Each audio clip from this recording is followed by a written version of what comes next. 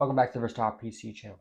In this video, we're going to talk about editing PCs or content creator PCs on the video editing side, or just for the future. So when building a content creator PC or a editing PC or a productivity computer, you need to focus some time in the first step you would do is you need to research the softwares you're going to be using. So if you're using Photoshop, if you're using Adobe Premiere or Premiere or whatever it's called, I don't use it. If you're using DaVinci Resolve, which is what we use here at this channel, if you're going to use those for your editing software, you need to look at what hardware works best with that software. So for us, we use a lot of DaVinci Resolve.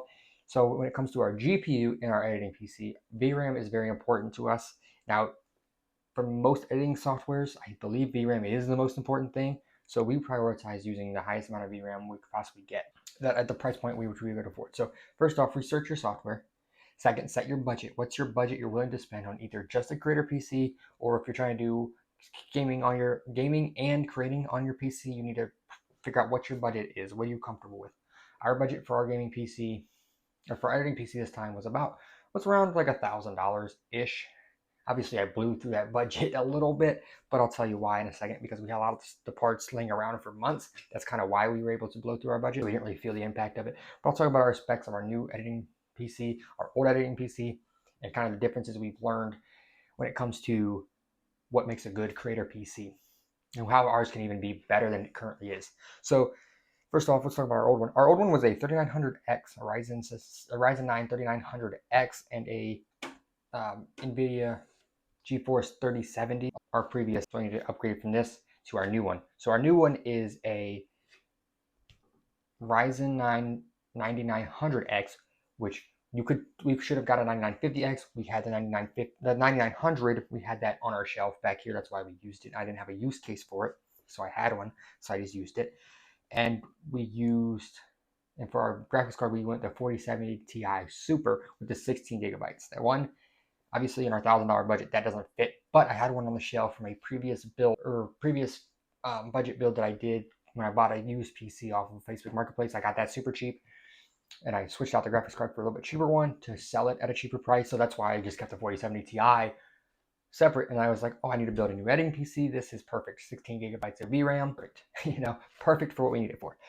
So that's why ours is a 4070 Ti Super. That's another thing. So that's one thing you would have to prioritize. So is VRAM. So in the current market, 2025, the Intel Arc B580, I would recommend for anybody who's doing a very budget conscious, super budget conscious creator PC, even some gaming PC as well. If you're going to do a budget gaming PC and do content that's not gaming content, I'd recommend a B580. B580, now that they've come kind of back in stock nowadays, they're starting to become more available in the US at least. If you're going to build a budget, let's say you have a gaming PC and you're happy with the performance, but you want to do content and you want to stream and you want to build a second PC, the Intel Arc B580 is also a great option for that as well. If you're going to build a cheap second PC, and use a capture card to capture your gameplay from your gaming PC to your streaming PC, the Intel Arc B580 is a great option. When it comes to that, video encoders on this are very solid on the B580 option, which generally in the past, we'll see what the new generation comes with the 9060 XT and stuff. But generally, AMD has had the cheapest, fastest GPUs with the most amount of VRAM. When it comes to the VRAM side of things, configuration side.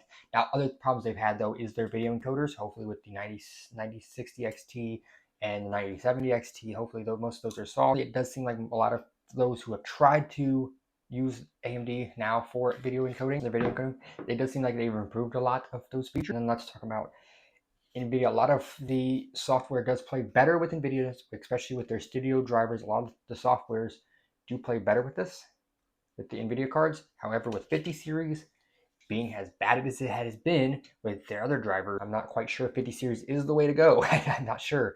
They do offer VRAM at a mid-tier level performance or a mid-tier level price point, and they do offer it kind of at a higher end price points, with the 5070 Ti having 16 gigabytes at $750 MSRP, which realistically is closer to $1,000, and then you have the 5060 Ti 16 gigabyte variant at around almost $500. I know the MSRP is like $489 or something, so $500 to $550 is kind of like their current pricing of those. So they are a little bit expensive, but they're still in the mid-tier range. So that's our suggestions when it comes to building an editing PC right now, is to buy one with a lot of VRAM. Now for processors, I don't have a lot of Intel representation here today, but the Core Ultra 285K is a very good performer when it comes to content creation or when it comes to editing. The 285K and the 265K are both pretty solid, but their platform costs are very expensive. So we went with ours. We went with the 9900X mainly because I had one on the shelf that I bought a while ago at Micro Center. Another option too is like you can buy at a cheaper price point. You can buy the 7700X from Ryzen. Ryzen 7 7700X is a pretty solid performer for getting started. This is a 7600X. It does okay when it comes to content creation and productivity. Another thing you're going to prioritize when it comes to content creator and for editing PCs is going to be your RAM. Your RAM, you're going to focus more on capacity rather than speed, but both are still kind of important, especially if you're building a PC that does everything, does content creation and does content creation and it does gaming. So for RAM, when using a lot of editing softwares, it does prioritize, or it does use a lot of the system RAM to do your effects and stuff like that. So if you're using a lot of effects, a lot of zoom, a lot of something like that, system RAM is going to be huge for you in that aspect, mainly the capacity. So the amount of capacity you can get is better.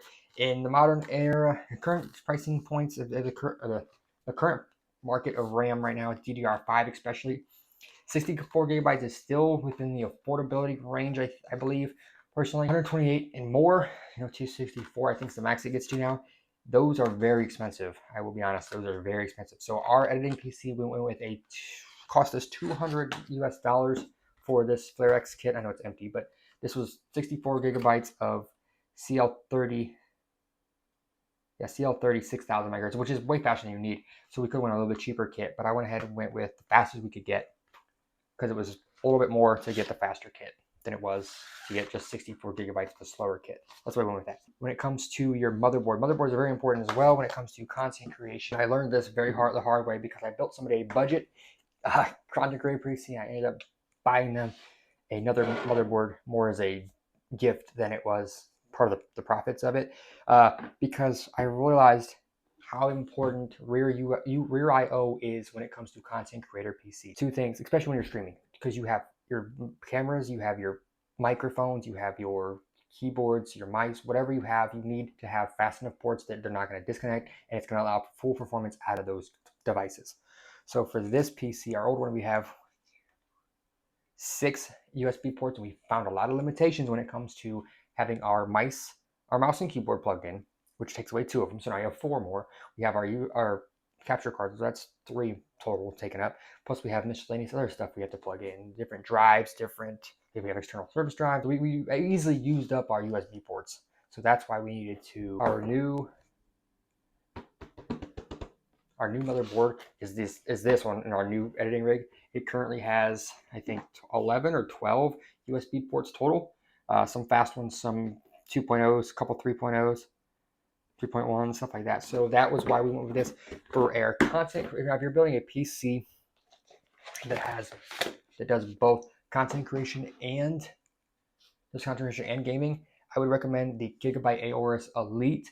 That is a very entry level, or the B650, especially when you're doing AMD. That is a very affordable motherboard. It was, I think, around $200 US. You can find them cheaper sometimes on sale. Those are very good for rear I/O and for CPU performance as well. They have very good VRMs and pretty decent M.2 connectivity. So that's another thing that's important when it comes to editing PCs is your M.2 slots and your MS2 and the speed of those ports. So this motherboard specifically, our B850 from ASRock, the live mixer, has 1 PCIe 5.0 and 2 USB or 4.0s. So that's one thing that was important to us. Even though we did not buy a Gen 5 SSD because they're super expensive, we went with the fastest Gen 4 we could get and just used that slot anyway, and it performs at the speed in which is the fastest it can go. So when it comes to drives, when it comes to editing PCs, the bare minimum I would say is at least 2 SSDs if you can buy 1 terabyte for your software and your operating system. and whatever softwares you're going to use and any plugins you're going to use, I would put them all on your 1TB SSD. I had 2TB. I put it all on your 1TB SSD. And then you have your 2TB SSD for your scratch drive. So I would put all your videos and everything you can fit on this on here on your 1TB for more budget level. And I would buy a 2TB, the fastest 2TB you could possibly afford if it fits your motherboard. So if it's PCIe 4.0, I would buy the fastest one you can buy. It's your price point. It's affordable to you. Even if it's the Crucial P300, it's 71 megabits per second, or this one's a little bit more expensive, it's 7,250 mega transfers a second. I would do that for sure. I would definitely buy the fastest 1TB SSD you can buy and the fastest 2TB SSD you can buy for starter. Now, let's say you want to spend a little bit higher end on your PC, so I would go with 3 drives. I would do either a 500 gigabyte drive for your operating system and your softwares. I would put 1TB for your other videos that are long-term storage, and I would get a 2TB for your scratch disk. I would get 2TB for your scratch disk. I get 2TB, two 2TB drives, one for your storage for storing videos, and the second one for just your scratch disk. It's the fastest one it's the fastest M.2 SSD you could possibly get to make your speeds as fast as you can. When it comes to long-term storage, you can add hard drives, or you can add SATA SSDs as well.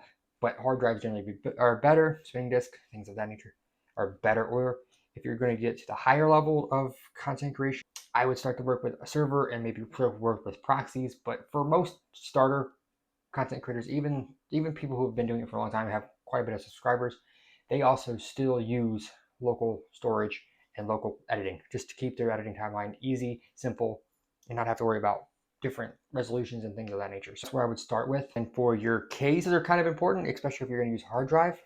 If you're going to start using hard drives, you need to have enough hard drive cages to fit all your hard drives, or get an external, case for that. It also needs to fit all your components, and also your front connectivity panel is also very important when it comes to your piece, when it comes to your connectivity, especially if you're plugging in, USB devices or USB drives, some drives, things of that nature. That is also kind of important. When it comes to your CPU cooler, a lot of times you can go with an air cooler. That's what I personally go with when it comes to editing PCs, because those PCs stay on the longest and they don't really run as hot. They're not really under full load like gaming PCs are, but they do. It also is less point of failure. The last thing you want to do is have something that fails in your PC that puts liquid into your PC. That's the main things you would prioritize when it comes to content creator PCs. If you guys enjoyed this video, I know it's kind of a rambling. I shouted a couple different times. I'm trying to put it out for tomorrow. But yeah, if you enjoyed this video, if you have any other things you do when you are building an editing PC, or if you want to try to build a second PC just for content creation and have your gaming PC separate like we do, leave a comment down below.